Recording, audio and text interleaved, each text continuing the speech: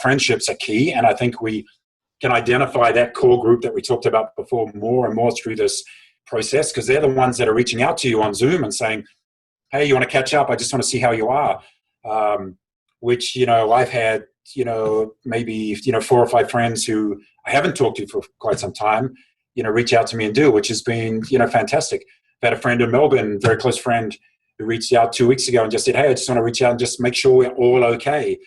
For that to happen amongst men's groups is very, very rare, because, we're a lone wolf culture, and the older you get, the more isolated you become. And if you're sort of operating at a certain level in, business, it's very, very hard to curate close friendships, because, by the nature of what you're doing, you're nervous about your position. You're nervous about exposing yourself emotionally to other people in terms of, discussing, your problems and things that are going on in your life. So the older you get, the more successful you get, the more isolated you actually become. And if you take Silicon Valley, for an example, they're saying in the latest studies about 30% of Silicon Valley startup executives are chronically depressed. And there's about 15 to 18% of them which are, suicidal. And we're seeing a massive suicide epidemic among startup founders in Silicon Valley for that very reason.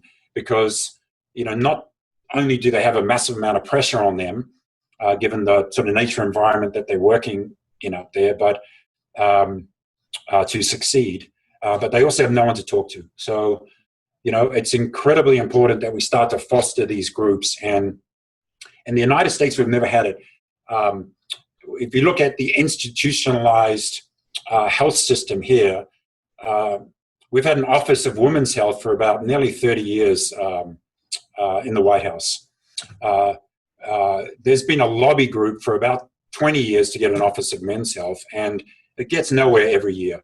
Every year the White House, before Trump, every year the White House was lit up in in pink for, Breast Cancer Awareness Week. It took nearly 25 years to get it lit up in blue just for, Men's Health Week for prostate cancer. There's no focus institutionally on men's health here in the United States, which is a big issue, which means no money goes into it. Conversations about women's health consistently, which is a great thing, but more men die of prostate cancer every year than breast cancer. And there's very little discussion or to talk about the issues that men have to go through. And for me, one of my closest friendships has come from when for me, this friend, we've had 2 mutual friends pass away. So one just happened, and one was from suicide. And those 2 things brought us really close together. Whereas before that, yes, we were great friends, but it was a different level of friendship. And so now, having gone through having those 2 friends pass away and being mutual friends, it's a very different relationship, but one where we're much more open. We're willing to share how we're feeling. And the actual things that we're going through. And it's that sort of relationship that, I probably hadn't really had that before, because I hadn't been through something like that. And it's a completely different thing. But when you're comfortable sharing exactly what's going on, it makes a massive difference.